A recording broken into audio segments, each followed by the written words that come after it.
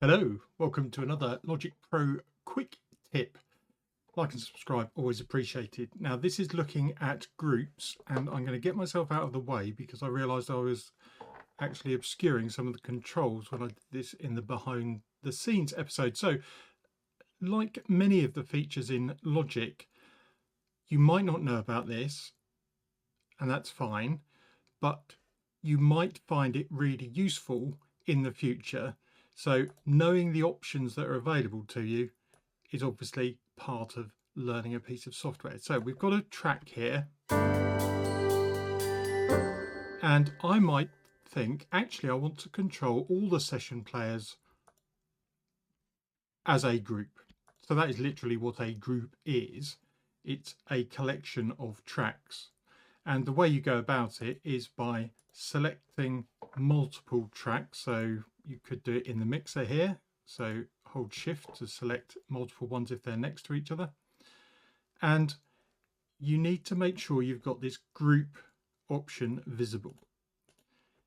If it isn't,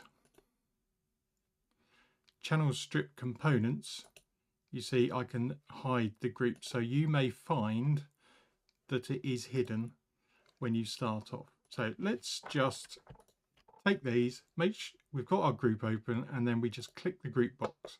And I've got the option to create a new group. Brilliant. They're all called group number 1. But if you look over to the left, we've got this groups box here, which has now got the fact that groups are active, and group number 1 has got 3 members in it. I can click here and rename it. That's probably a bit long, but it gives you an idea. So now all my session players are in the same group, but what can I do with that? This is where you open the settings. And this is the important bit for you to know what is available.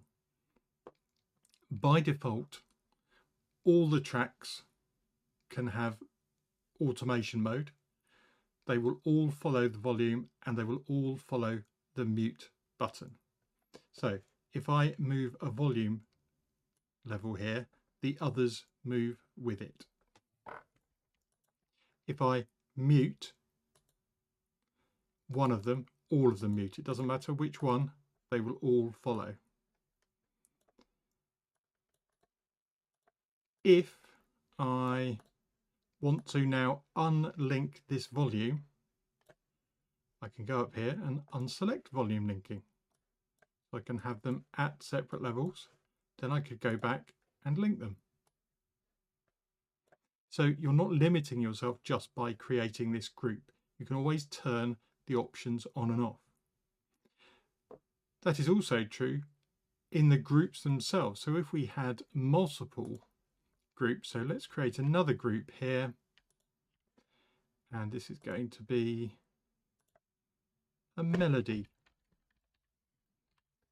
group because the horns, flute and the glock are all playing a different part of the melody. So I've got my melody instruments as group 2, and you can see they're named there as well. Again, they have the control by default of volume and mute. I could add panning or solo or the ability to record and these other options. So it is up to you to make the most of groups to suit your way of mixing. I do like grouping things and having control over the volume.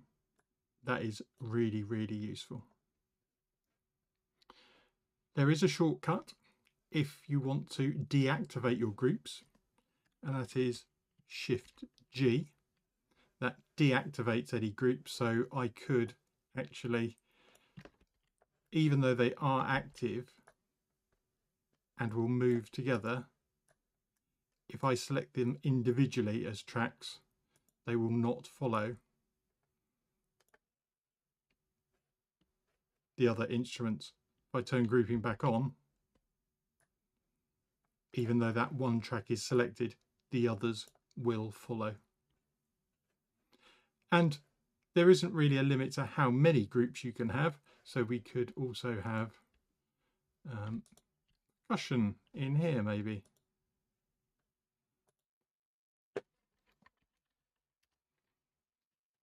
You see how labelling things with badly spelt capital E's.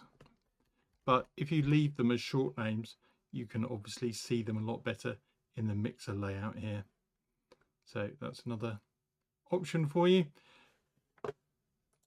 Lots of things you can do there. And like I say, it's about knowing what is available, so that if you come across a situation where you've got a whole string library split out into your different violins, violas, cello, bass, you've got them mixed perfectly, and you think, well, actually, I want to bring them all down slightly in volume. Instead of trying to go through and adjust all the volumes, you go, groups is my friend, group them all together, grab one of the faders, and they will all move relative to each other. I hope you found that a useful quick tip. Go and have a play with it, and I'll see you in the next video. Bye for now.